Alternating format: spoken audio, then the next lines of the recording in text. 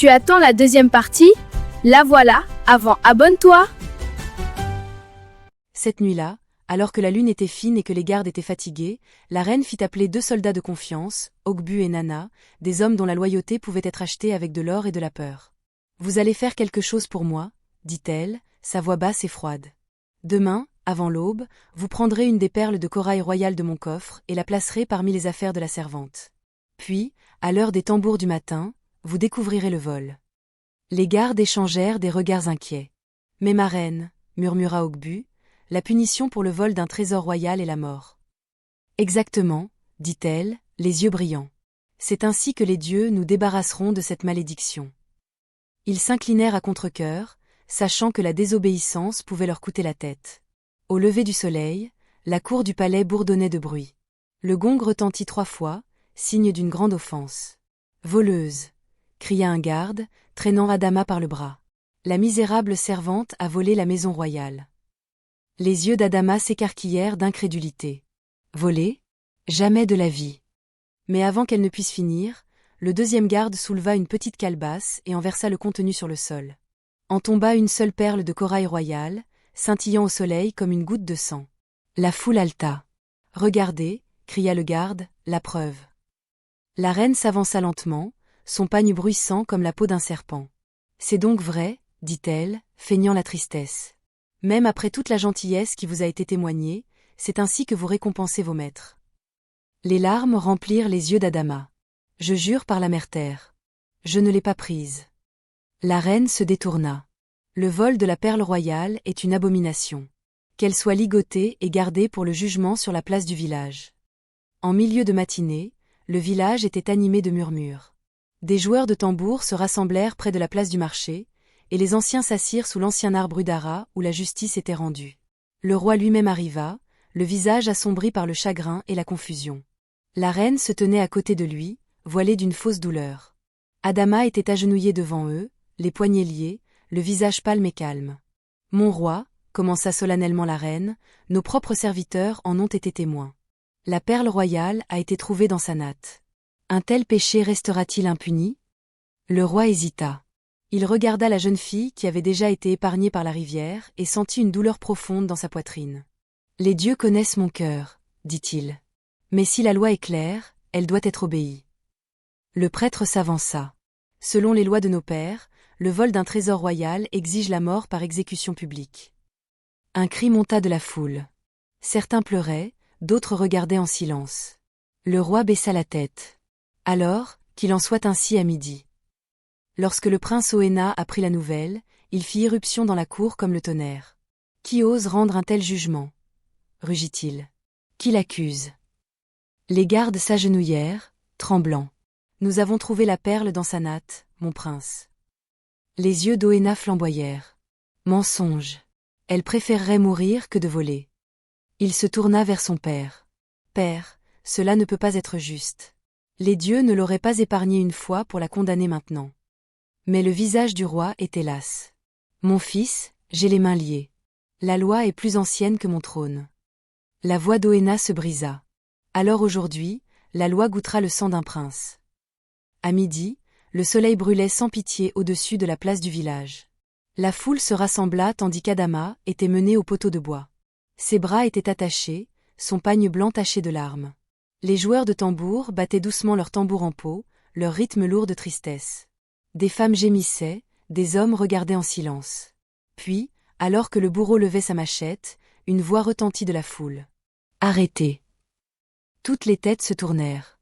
C'était le prince Oena, tête nue et essoufflée, se frayant un chemin à travers la foule, ses perles royales balançant sur sa poitrine tandis qu'il s'avançait devant le roi. « Père, » dit-il, s'agenouillant, « si la mort doit venir aujourd'hui, qu'elle me prenne à sa place. Je l'aime, et je ne la regarderai pas mourir pour un crime qu'elle n'a pas commis. » La foule éclata en halètements et en cris. La canne du roi lui glissa des mains. « Oena, es-tu devenu fou ?» Le prince se leva, les yeux féroces de larmes. « Si l'amour est folie, alors oui, je suis fou. Mais que le peuple sache que je ne serai pas l'héritier d'un trône bâti sur du sang innocent. » Même les anciens tremblèrent devant son audace. Les lèvres de la reine s'entr'ouvrirent dans une fureur silencieuse, ses plans s'effondrant devant ses yeux. Le roi resta immobile pendant un long moment. Puis il leva la main. Arrêtez l'exécution. Un silence profond s'ensuivit, brisé seulement par le son des sanglots d'Adama. Cette nuit-là, le roi réunit à nouveau le conseil. Sa voix était lourde de la douleur d'un père et du devoir d'un souverain. Mon cœur connaît l'innocence de cette fille, dit-il lentement. Mais la paix dans le royaume ne peut survivre à un tel scandale. Le peuple murmure déjà. Pour protéger notre trône et préserver notre honneur, elle doit quitter ce palais. Le prince tomba à genoux. Père, s'il vous plaît. Mais le roi se détourna. C'est définitif. À l'aube, elle sera renvoyée au-delà des collines du Mu. Aucun homme ni femme ne la suivra. La reine sourit faiblement derrière son voile. Avant le lever du soleil, Adama fut menée à la porte du palais. Le ciel était couleur de cendre. Les oiseaux étaient silencieux. Même le vent semblait pleurer. Le prince Oena apparut, essoufflé, serrant une petite bourse de nourriture et un morceau de tissu blanc. « Prends ceci, murmura-t-il. Je te retrouverai, où que les dieux te mènent. Adama toucha son visage, ses larmes se mêlant aux siennes. Oena, ne combat pas les dieux. S'ils souhaitent que nos chemins se croisent à nouveau, ils le feront. Alors que les gardes ouvraient la porte, elle se retourna une fois de plus pour regarder le palais, la seule maison qu'elle ait jamais connue, bien qu'elle ne lui ait apporté que de la douleur. Elle murmura une prière à Annie, la mère-terre. Si mon sang doit couler, qu'il arrose la graine de la justice. Puis elle marcha dans l'aube brumeuse, ses pieds nus la portant vers la forêt sacrée d'Annie, où les mortels s'aventuraient rarement et d'où peu revenaient. Derrière elle, le prince regardait en silence, sachant que quelque chose de plus grand que l'amour avait commencé, une destinée qui mettrait bientôt à l'épreuve la force des dieux et des hommes. Le chemin au-delà du portail du Muisa était étroit et silencieux. La brume matinale s'accrochait à la peau d'Adama comme des doigts froids, et chaque pas qu'elle faisait semblait résonner à travers le temps. Son pagne était déchiré, son cœur lourd, pourtant son esprit refusait de se briser. Elle marcha jusqu'à ce que le soleil montât, et ses pieds saignèrent à cause des épines qui bordaient le sentier. Des oiseaux criaient depuis des branches invisibles, et quelque part au loin, le faible bourdonnement de tambours invisibles pulsait faiblement dans l'air. C'était un rythme qu'elle ne pouvait nommer, ancien, obsédant, et étrangement familier. Au crépuscule, les forces d'Adama l'abandonnèrent. Elle trébucha et tomba à côté d'un arbre géant, son tronc large comme une hutte, ses racines serpentant sur la terre comme des pitons enroulés. L'écorce de l'arbre scintillait faiblement, comme si la lumière de la lune y vivait. Son souffle se faisait court. « Est-ce ainsi que mon histoire se termine ?» murmura-t-elle. Bannie, brisée, oubliée. Ses yeux se fermèrent et elle s'enfonça dans l'obscurité. Un vent se leva de nulle part, doux d'abord, puis plus fort, tourbillonnant autour de son corps. La forêt commença à luire, les feuilles murmurant dans des voix plus anciennes que le temps. Les paupières d'Adama s'ouvrirent en un battement, et elle haleta. Devant elle se tenaient trois esprits, vêtus de lumière, leurs visages radieux mais tristes. Ils ne touchaient pas le sol, mais planaient comme la brume au-dessus de lui. L'une était une vieille femme avec de la craie blanche sur le visage et une couronne de cauris. Un autre était un homme grand avec une peau comme du bronze, tenant un bâton sculpté des symboles de la royauté.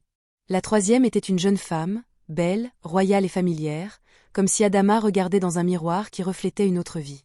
La jeune femme parla la première, sa voix comme le vent sur une rivière. « Adama, mon enfant, pourquoi pleures-tu dans la forêt de tes mères ?»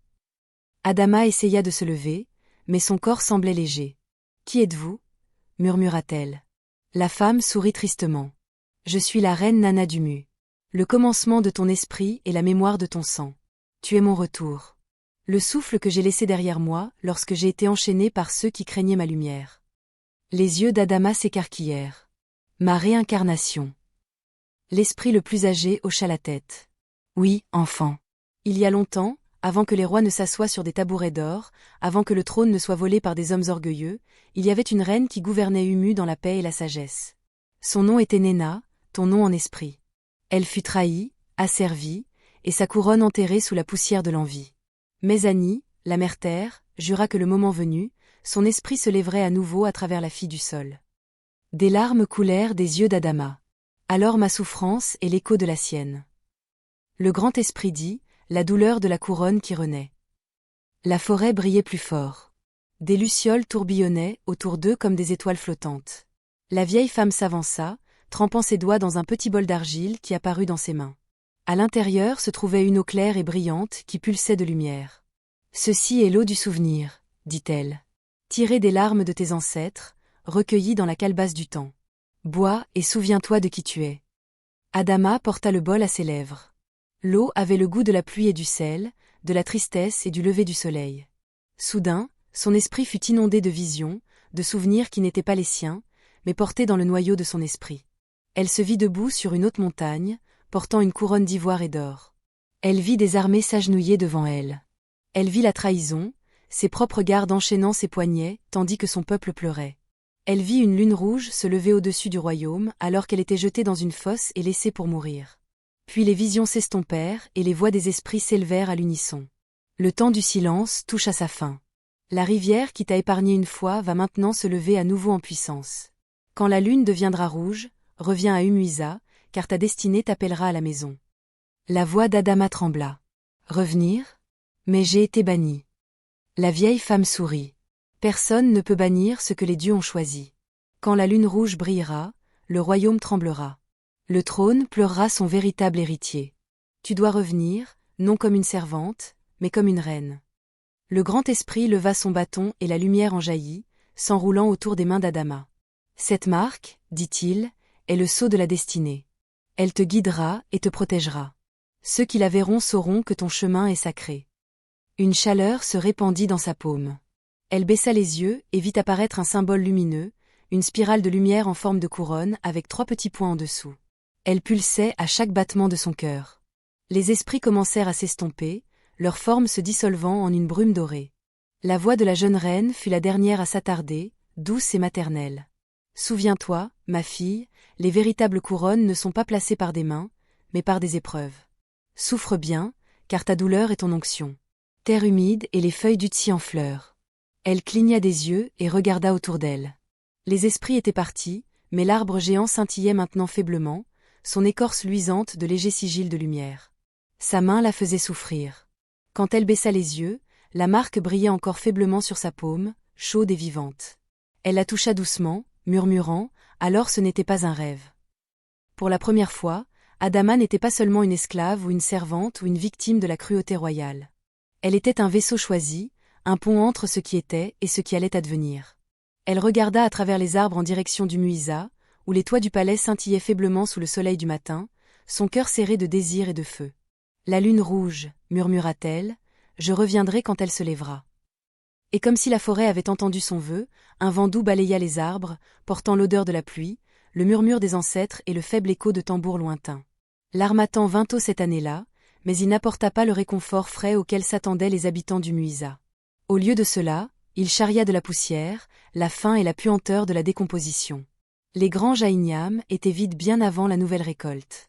Les rivières se réduisirent à des flaques d'eau boueuse, et même le figuier sacré dans la cour du palais commença à perdre ses feuilles, un mauvais présage qui fit murmurer les anciens entre eux. Pendant des semaines, le tonnerre gronda, mais la pluie ne tomba jamais. Les femmes gémissaient la nuit, tandis que leurs enfants toussaient de fièvre et de faim. Les hommes regardaient impuissants leurs chèvres mourantes et leurs fermes stériles. C'était comme si la terre elle-même avait scellé son ventre-point. Le roi, autrefois fier et fort, était maintenant assis en silence sur son trône. Sa couronne d'or ne brillait plus, la poussière la recouvrait comme la culpabilité recouvrait son cœur. La reine jeûnait et offrait des sacrifices, mais les prêtres secouaient seulement la tête. Les dieux étaient devenus silencieux. Puis, un matin, un messager du sanctuaire d'Ani arriva en courant sur la place du palais, tremblant comme une feuille. Ses yeux étaient rouges de terreur. « Mon roi, Altatéil. L'oracle a parlé. La terre est maudite. Les dieux exigent le retour de celle à qui on a fait du tort, celle qui a été chassée injustement. » Le roi fronça les sourcils. « Parle clairement, enfant du sanctuaire. Qui est celle que les dieux cherchent ?» Le messager tomba à genoux. La servante de la rivière. Adama. Un lourd silence s'abattit sur la salle. Les yeux de la reine s'écarquillèrent, ses lèvres tremblantes. Encore cette fille. Elle n'est rien. Comment les dieux peuvent-ils choisir une servante plutôt que le sang royal? Mais avant que le roi ne puisse répondre, un grand cri vint de l'intérieur du palais. C'était le prince Oena. Des serviteurs coururent en panique. Quand ils le portèrent devant le roi, le corps du prince tremblait de fièvre. Sa peau était brûlante, et sur sa paume droite brillait une faible marque dorée, le même motif mystérieux qui était apparu autrefois sur la main d'Adama.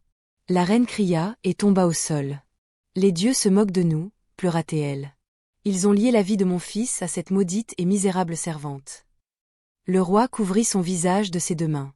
Pour la première fois, il se sentit vraiment impuissant. Le poids de son orgueil pesait sur ses épaules comme une montagne. « Envoyez des cavaliers », ordonna-t-il d'une voix rauque. « Fouillez chaque coin de la forêt, chaque cœur près de la rivière. Trouvez-la.